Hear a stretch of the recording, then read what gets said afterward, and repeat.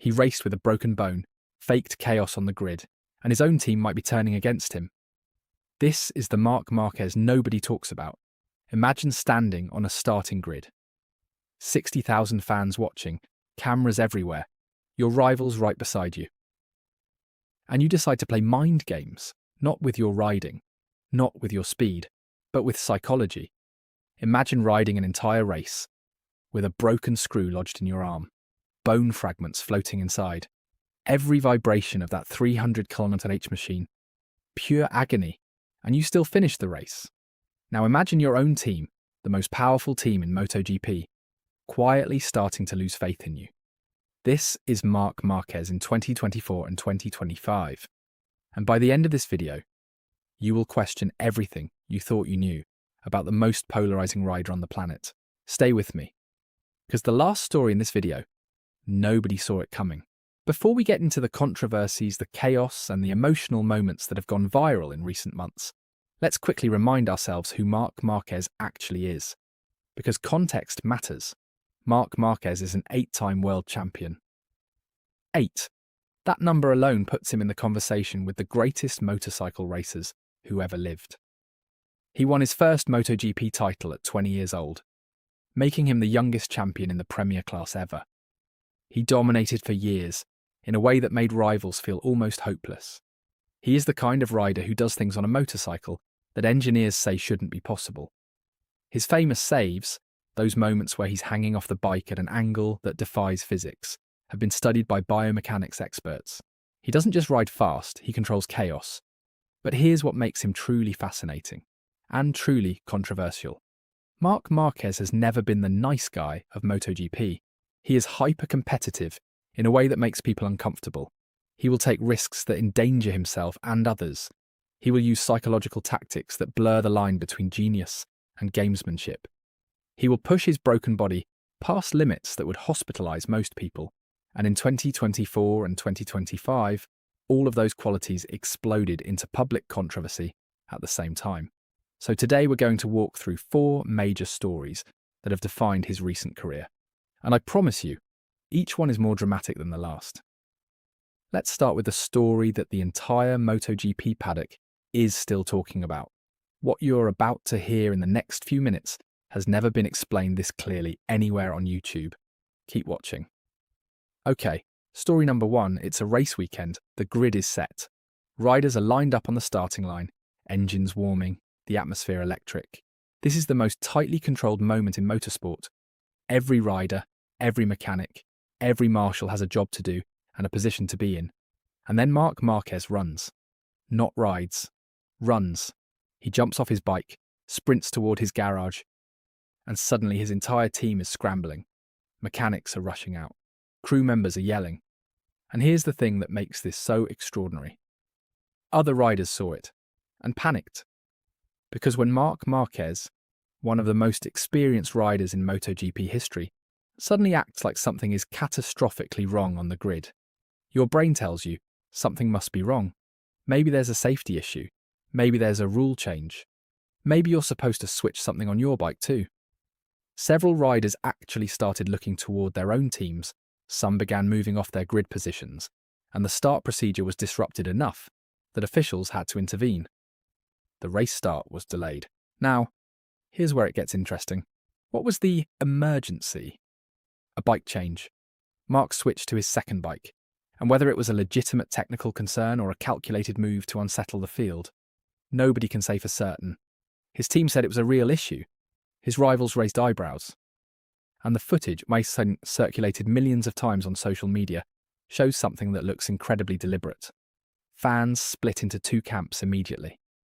Camp 1, mind game masterclass. They argued Marc did what elite athletes always do, used every legal tool available to gain a psychological edge. Formula 1 drivers do it. Boxers do it before fights.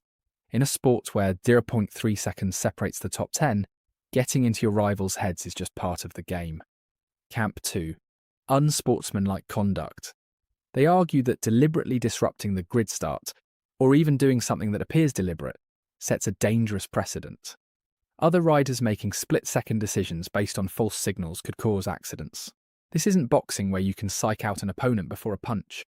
At 300 kilometers per hour, confusion kills. The FIA and MotoGP stewards reviewed the incident. Their conclusion was inconclusive.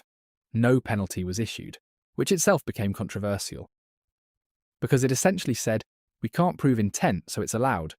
And here's what nobody is saying out loud, but everyone is thinking. If Marc Márquez, with his experience, his reputation, his calculated nature, does something unusual right before a race starts, it is almost never an accident. This is a man who has been playing chess while others play checkers for his entire career. Every move is considered. The question is, was this brilliant or was it dirty? Honestly, it might be both. And that's exactly why people can't stop talking about it. What makes a champion? Is it winning by any means necessary? Or winning with a code of honour? Marc Márquez has always answered that question the same way, by pointing to his championship tally. 8 titles. Let that be the argument. We're only on story 1. Wait until you hear what's happening inside Ducati right now. Because there is a real problem brewing, and it involves Marc directly. Now let's talk about the clip that went truly viral. Not just MotoGP fans, we're talking mainstream sports media, casual viewers, people who don't even follow motorcycle racing. The video shows Marc Márquez receiving a penalty, or being notified of one, during a race, and his reaction is raw. He's visibly furious, his body language says everything, and then comes the line, "Don't wait until the last corner." That's it. 6 words, and it broke the internet. Now, to understand why this hit so hard, you have to understand how MotoGP penalties work. In recent seasons, there's been growing frustration from multiple riders, not just Marc, that the stewards are issuing penalty notifications at what feels like the worst possible moments. You're managing tyre life, managing gap to the rider ahead, managing the entire strategic picture of a 27-lap race. And then you get told mid-race that you have a penalty to serve. It's disruptive. It forces split-second decisions. And depending on when in the race you receive that notification, serving the penalty can cost you dramatically different amounts of time. Marc's line, "Don't wait until the last corner," was a direct call-out of this timing problem. He wasn't complaining about the penalty itself, he was calling out the process. And every single MotoGP fan who has watched the sport closely in recent years nodded when they heard it. But what made it go viral beyond the MotoGP community? It's the energy. Watching a superstar athlete in the middle of a race, furious and focused, and yet somehow eloquent in his anger. There's something deeply compelling about that. It's authentic. It's not the polished press conference answer. It's not the diplomatic response. It's a champion, at the limit of his patience, saying exactly what he thinks. Social media took that clip and ran with it. Reaction compilations, memes, fan edits with dramatic music, clips of the line synced to movie scenes. Within 48 hours, "Don't wait until the last corner" had become one of the most quoted phrases of the MotoGP season. And the debate it sparked was legitimate. Are MotoGP stewards handling the penalty process correctly? Should riders be notified earlier? Does the timing of a penalty notification constitute an additional disadvantage beyond the penalty itself? Several former champions and race analysts came out and said, publicly, that Marc had a point, that the system needs reform. Others said, a penalty is a penalty. You ride clean, you don't get penalised. End of discussion. But you know what nobody could argue? That 6-word quote was one of the most talked about moments of the entire season. And it came from a man who, despite all the controversy surrounding him, still has the ability to define the conversation in MotoGP anytime he chooses. That's power. That's influence. And honestly, that's Marc. I need you to stay with me for the next part, because what's happening inside the Ducati garage right now could change the entire direction of MotoGP. This is the story that the media is dancing around but not fully saying. All right, let's talk about something that is simultaneously the most reported and least confirmed story in recent MotoGP coverage, the Ducati situation. Now, before we go further, let me be clear. What I'm about to discuss is based on trends in MotoGP media coverage, insider comments, and observable on-track patterns. This is not confirmed internal Ducati team communications. But the pattern of what's being reported, what former insiders are saying, and what we can see on track, paints a very interesting picture. Here's the three-part problem that's allegedly building inside the Ducati camp. Problem 1. Marc's risky riding style. Marc Márquez has always been aggressive. That's not new. But there's a difference between calculated aggression and risky, because you're desperate aggression. And people inside the paddock, people who watch every lap, who have data, who have years of experience reading riders, have started saying that Marc's risk profile has changed. He's taking lines that give his engineers heart attacks. He's pushing into situations where the probability of a crash is significantly higher than it used to be. And the question being asked, quietly, carefully, is why? Is it because he's trying to compensate for something? Is the 2025 machinery not perfectly suited to his style yet? Is there pressure from management to deliver results that's pushing him beyond his comfortable operating window? Nobody's saying this on camera, but the conversation is happening. Problem 2, the crash rate. Statistics don't lie, and Marc's crash numbers in recent months have been higher than his historical average. Now, crashes happen in MotoGP. They're part of the sport. But when a rider with Marc's level of experience and his reputation for calculated risk-taking starts going down more often, that's a data point worth noting. Each crash has a cost. It's not just the physical damage, which we'll get to in a moment. It's championship points. It's team morale, it's sponsor confidence. It's the narrative around your season. And right now, the narrative around Marc Márquez is more complicated than it's been in years. Problem 3, title defense concerns. Here is the most uncomfortable truth in all of this. When Marc joined the Ducati factory team, the expectation, spoken and unspoken, was dominance. He was supposed to take the best bike in MotoGP and turn it into a championship machine immediately. The reality has been more nuanced. The gap between Marc and the top of the championship standings is not catastrophic, but it's not the comfortable lead position that Ducati's investment in him was supposed to produce. And when you're a team like Ducati, who spent years carefully managing which riders got which bikes, who controlled the entire grid politics of their satellite teams, who built a championship-winning ecosystem, and your headline act isn't clearly dominant. There are conversations, there are meetings, there are questions asked behind closed doors. Again, Davisaintica. This is not confirmed. Ducati has not publicly expressed any dissatisfaction with Marc. Marc has not publicly expressed any frustration with Ducati. But the media trend is real, the paddock whisper network is real, and the pattern of results that's fueling these whispers is real. Here's my personal take. Marc Márquez is one of the 5 greatest motorcycle racers of all time. He is also, by every measure, still a top 3 rider in MotoGP right now. The idea that Ducati is about to give up on him is, frankly, absurd. But the idea that there are internal conversations about managing his risk-taking, adjusting his approach, building a more sustainable path to the championship, that I believe completely. Because that's what elite sports organisations do. They don't panic, they manage. And right now the management challenge inside Ducati is, how do you take a genius who has operated on instinct and edge his entire life and make him just a little bit more strategic? That question has no easy answer. What's coming next is the story that made even people who hate Marc Márquez go quiet. This is about pain, surgery, and a kind of courage that goes beyond sport. Don't click away. And now we come to the story that, regardless of what you think about Marc Márquez, his tactics, his controversies, his personality, made the entire MotoGP world stop and just feel something. Let me give you the background. Marc Márquez's right arm has been a story in itself for several years now. In 2020, he had a catastrophic crash at Jerez that broke his humerus, the main bone in the upper arm. He had surgery, he tried to come back too soon, broke the plate holding his bone together, needed more surgery. Then nerve damage developed, then further complications.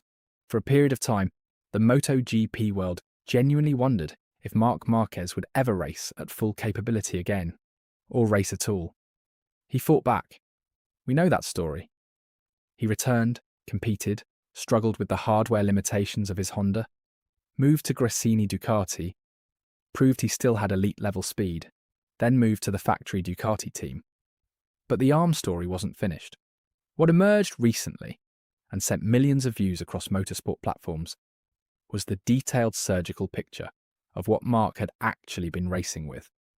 During a follow-up procedure, surgeons discovered something alarming: a broken screw. Not a metaphorical broken screw, an actual piece of surgical hardware, a screw used in his previous surgery to hold bone in place, had fractured, and along with that broken screw, bone fragments, loose material inside his arm, moving around as he raced. Think about that for a moment.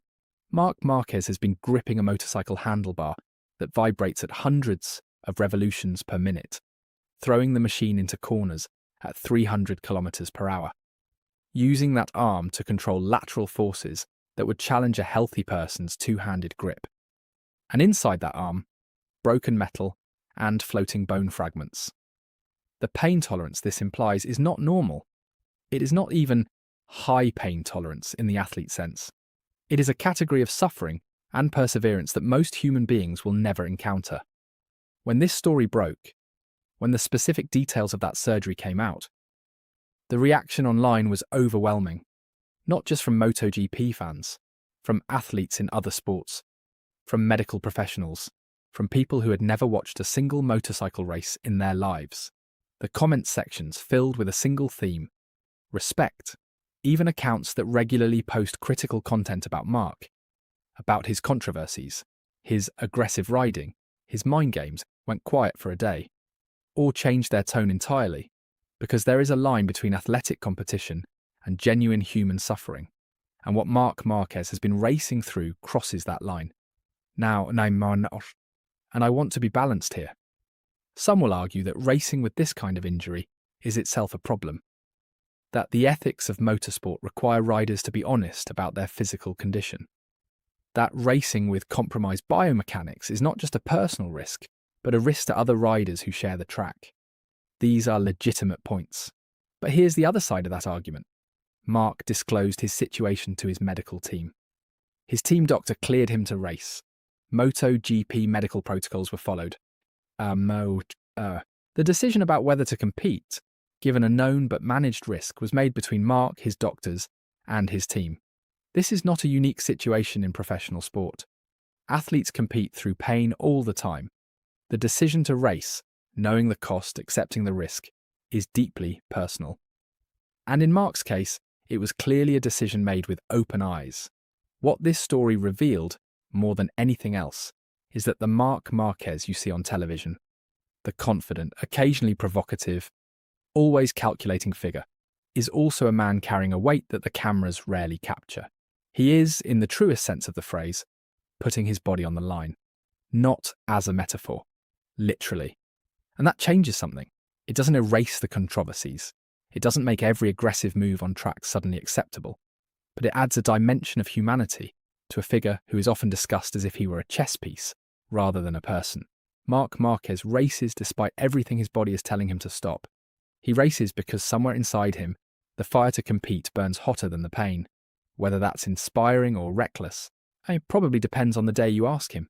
Before I give you my final verdict on all of this, I want to address something that the comment sections have been absolutely divided on. And my answer might surprise you. So here's where we land. 4 stories. 4 very different dimensions of the same man. And the question that unifies all of them: is Marc Márquez good for MotoGP? Let me give you my honest, unfiltered take. Yes. Unequivocally, yes. Here's why. MotoGP is a sport, and sports need stories. They need narratives that make casual viewers stop scrolling, make hardcore fans argue at 2 a.m, make people who weren't even planning to watch tune in for a race. Marc Márquez provides all of that, every single weekend. The fake chaos story, whether intentional or not, it generated more discussion about MotoGP grid procedures than any technical regulation change in recent memory. People were talking about MotoGP who hadn't thought about it in months. The penalty drama clip? 6 words, millions of views. New eyeballs on the sport. The Ducati pressure narrative. It's creating genuine uncertainty about who wins the championship, which is the single most valuable commodity in any sport. And the arm story. That's the kind of human content that transcends sport entirely. That story will be referenced for decades. But here's the nuance that I think gets lost. Being good for the sport and always doing the right thing are not the same. Marc can be simultaneously great for MotoGP's popularity and genuinely problematic in specific moments. Both can be true. They usually are with the most compelling athletes. Michael Jordan was ruthless with teammates. He's also the reason a generation fell in love with basketball. Tiger Woods had personal scandals that dominated headlines. He's also the person who single-handedly doubled golf's television audience. These are complicated people. Complex people. Marc Márquez is complex. He is capable of brilliance that makes your jaw drop. He is also capable of decisions that make you shake your head. He suffers at a level that earns your respect. He strategizes at a level that earns your wariness. And right now, in 2025, with the Ducati questions, the physical challenges, the grid controversies, the viral moments, we are watching one of the greatest riders in history navigate the most interesting chapter of his career. He might win another championship, or he might fall short this year and reset. Either way, the story isn't over. It's not even close to over. And that, ultimately, is why Marc Márquez is impossible to ignore. I need your opinion right now. Drop a comment. Team Marc or not this time. Let's see where this community stands. That's everything for today. 4 stories, 1 man, endless debate. If you made it all the way to the end, genuinely thank you. I know this was a long one. But Marc Márquez deserves more than a 60-second take. He deserves the full picture. If this video helped you understand the situation better, or even if it made you disagree with me, smash that like button. Subscribe if you're new, and share this with one person who either loves Marc or hates him, because both groups will have something to say. I'll see you in the next one.